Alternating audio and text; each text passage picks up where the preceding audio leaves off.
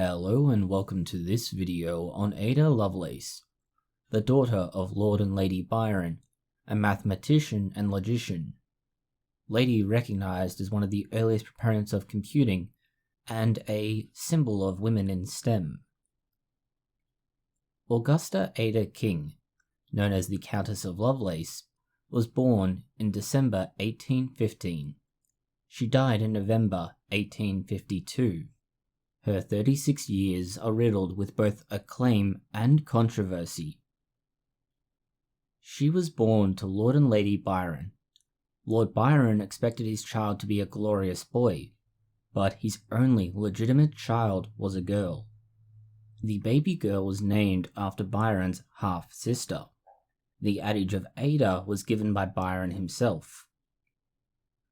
Lady Byron left the house that she had given birth to the young girl in, at Lord Byron's command. This was the earliest stages of their split. At the time, it would not have been abnormal to see the child put into the care of the father and likely a wet nurse and then later other nurses. In this instance though, Lord Byron did no such thing. He made no effort to keep control of the children or in any way, shape or form exercise his parental rights. The only request he made was to be kept aware and informed of Ada's welfare.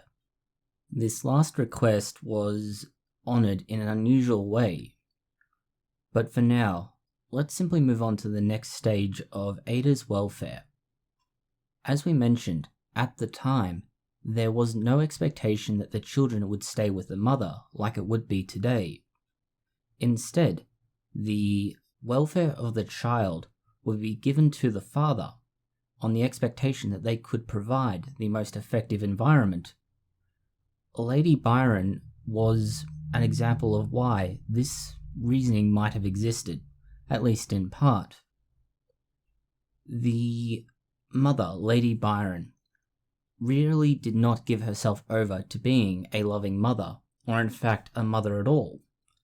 She wrote a few very specific letters to other associates, noting in a cover letter to her original letter that these were existing only to show maternal concern.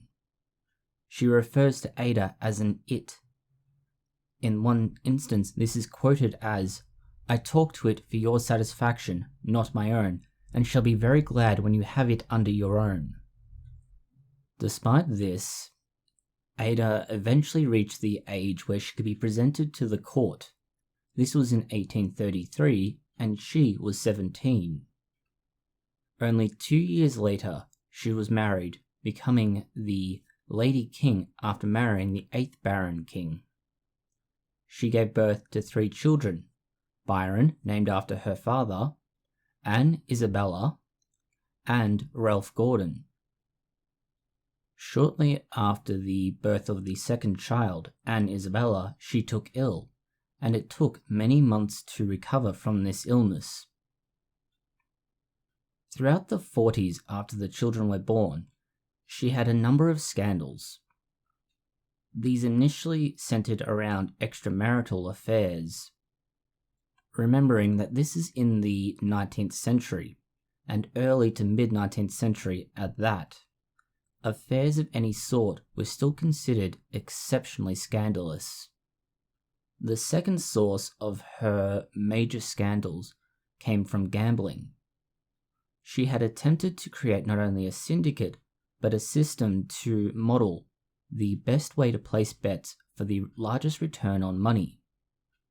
Unfortunately, her luck with gambling was not strong, and as a result, she had thousands of pounds in debt. This was to the syndicate, which was a group of other peers of similar social status. This led to her admitting to her problems to her husband, who was the only one in a position to pay out that debt. Eventually, she died at the age of 36 in November 1852. Due to uterine cancer. While she was ill, both initially and later, she continued to seek education. In her early life, she had been tutored if not outright pushed into the mathematics and sciences. The reason for this is that she was accused of having a sort of innate insanity, something that she is said to have inherited from her father. This meant that she had, unlike most women of the time, been not only taught but encouraged to learn the harder lessons, mathematics and science being something that was, at the time, almost exclusively male. As we've said, it's worth noting that Ada herself was not exempt from scandal, but the subject of it occurs before she herself ever engaged in anything scandalous. There was a taboo to her name. This societal pressure stemmed from her ostracized and alienated father. Lord Byron was a figure of monumental scandal. These scandals are what gave rise to Ada's belief that she was predisposed to mental illness, and it's also what her mother believed.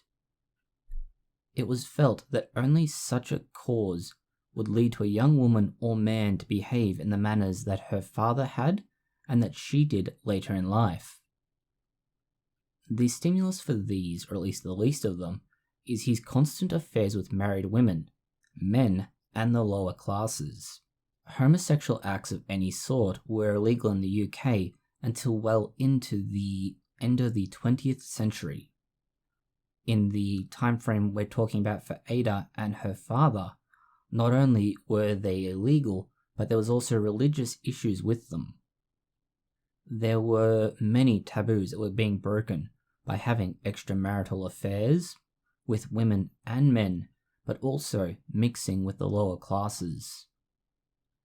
The problems with Lord Byron could be further considered epitomized by his incestuous relationship. Byron had an incestuous relationship with his own half-sister, culminating in Ada's half-sister and cousin Medora Lee. Despite everything, Ada did reach an age of being as an adult and married, and she came into this position of being an adult with a strong background in science and math. Admittedly, being driven to this for less than desirable reasons, she was educated, and as a result of this education had a strong interest in what at the time were scientific developments. These did include phrenology, mesmerism, chemistry, and more, but largely she focused on the mathematics and what could now be considered some of the more pragmatic elements of science. This led to her developing friendships with her tutors to start with. Mary Somerville was one of the key characters in her story. Mary Somerville is important not just because of her tutoring relationship, but because of who she introduced her to. In 1833, Mary Somerville facilitated the introduction to Charles Babbage. Charles Babbage is important not only to Ada's story, but to history, as he created the first working computer-type system. You can see the very wide-ranging nature of Ada's interests, as even after her work with Babbage came to an end, she pursued other projects that used mathematics and an ability to model how the world works. One of her ideas had been to try and figure out how thoughts and nerves give rise to feelings, that she could somehow try and figure out how her madness would come about, or at least theoretical madness. Her work with Babbage began in 1833. This is what would have led her to continue her future projects later on. She became fascinated with the machine, the difference engine, that Babbage had made, and the difference engine is, for its time, a remarkable piece of machinery, as it's able to use hundreds of gears and cogs to conduct complex calculations. Through her interactions and socialization with Somerville, Ada was able to interact and become good acquaintances with Babbage. Babbage chose to work with Ada after discussions with her where he began to appreciate her intellect and skills. These skills were used between 1842 and 1843. In this time, Ada translated a transcript of one of Babbage's lectures. She not only translated it, but provided an appended set of notes. This was effectively an essay on top of an essay. The important thing to note here is that her notes are nearly 3 times longer than the lecture itself is. Included in this is not only complete details of how the machine works, what it does, and why, but also the inclusion of another possible way of using the machine, specifically a method for calculating a sequence of Bernoulli numbers. This was an extension of the machine's application, above and beyond simple direct calculations. This is where we reach something of an impasse. Ada Lovelace is considered something of a progenitor to modern computer science and programming. The problem is, there's a very heavy looming question as to the involvement and credit given to Ada Lovelace when it comes to many of the things for which she is credited, particularly being the progenitor of computer programming and how involved she was with the difference engine.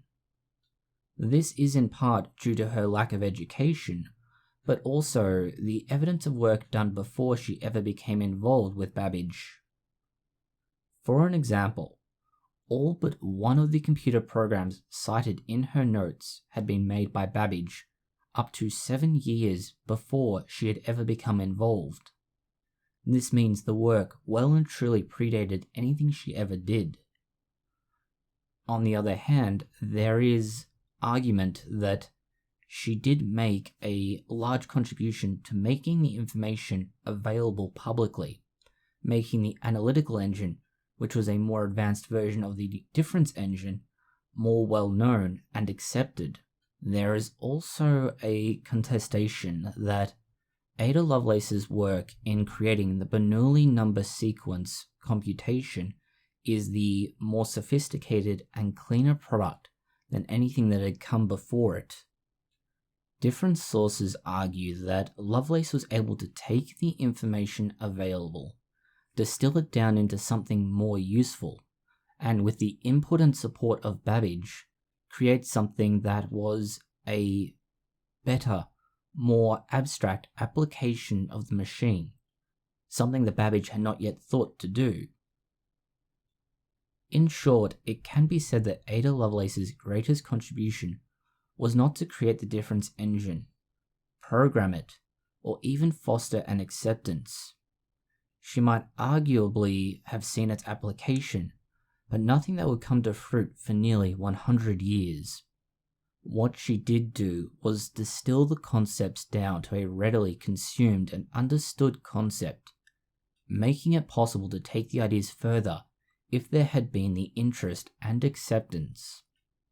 As it stands at the time, her work was a brief flash of light in the pan, and then it was gone, and we've only very recently been able to reproduce the difference engine and the analytical engine in a way that works and can be used effectively. That is how advanced this technology and knowledge was for the time in which it occurred. It is clear from this that Ada Lovelace was simply not ignorant or riding on the work of others, that she must have understood it to some degree. The looming question has since been, to what degree did she understand, and how much was she truly involved with the work? Thank you for watching this video. If you have found it interesting, consider liking, sharing, and subscribing. Please post any comments, questions, or suggestions you might have below.